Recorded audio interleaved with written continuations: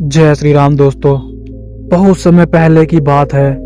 एक गांव में एक किसान रहता था जिसका नाम था रामू। रामू अपने जीवन को लेकर बहुत उदास था, क्योंकि जब भी वह खेती करता तो खेत में थोड़ा फसल खराब हो जाता और थोड़ा फसल बचा, जिससे वह अपनी जीविका चलाता। वह दूसरों की फसल को देखकर हमेशा निराश रहता कि मैं ऐसी क्या गलती कर रहा हूँ जिससे मेरा फसल अच्छा नहीं हो रहा, और बाकी ऐसा क्या कर रहे हैं जिससे उनकी फसल में अच्छा ग्रो हो रहा है। एक दिन वह बहुत ही उदास बैठा था। जब वह साल वृक्ष के नीचे बैठा और वह बहुत उदास था, बहुत परेशान था, उस समय एक आदमी, एक बूढ़ा व्यक्ति उसके पास आया और उसने उसका चेहरा देखा तो वह बिल्कुल उदास था। जब उसने पूछा, बेटा तुम्हारे साथ ऐसा क्या हो रहा है जो तुम बिल्कुल निराश हो? उसने अपनी समस्याएं बताई गुरुजी को।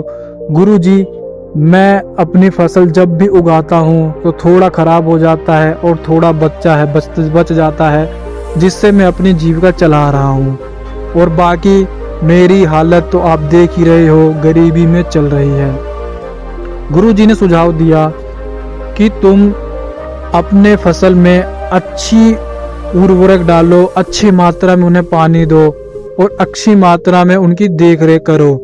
शायद तुम उन्हें पानी देने के बाद ऐसे ही छोड़ देते होगे, लेकिन वो अच्छी तरह उपज नहीं हो पाते।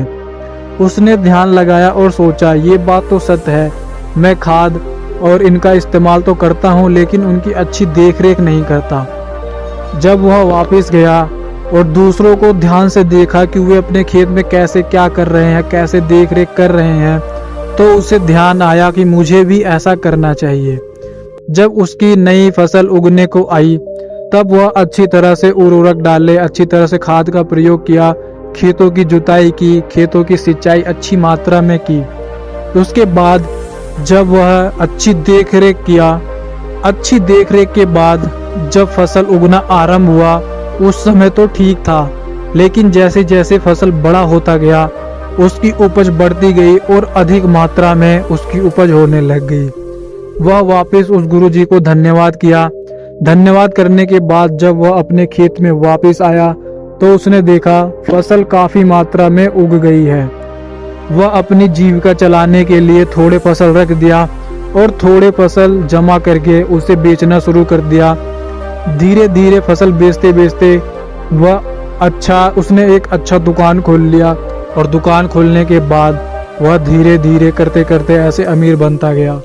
जब वह एकांत में रहता तब वह सोचता कि मैं एक दिन क्या था और अब मैं क्या हूँ। दोस्तों, इस कहानी से हमें यह शिक्षा मिलती है कि हमें जब भी कोई भी काम करना चाहिए तो बिल्कुल मन लगा के करना चाहिए, और जब भी कोई काम करो तो उसे एकदम अच्छे से परखो, उसके बारे में जानो कि तुम क्या कर रहे हो और किस मकसद के लिए कर रहे हो। तो दोस्तों, यदि आपको यह स्टोरी थोड़ा सा भी पसंद आया हो तो लाइक और शेयर जरूर कीजिएगा, और उन दोस्तों के पास भी शेयर कीजिएगा जिसको इस कहानी की बहुत ज़रूरत है। तो दोस्तों, लाइक और शेयर जरूर कीजिएगा। जय श्री राम।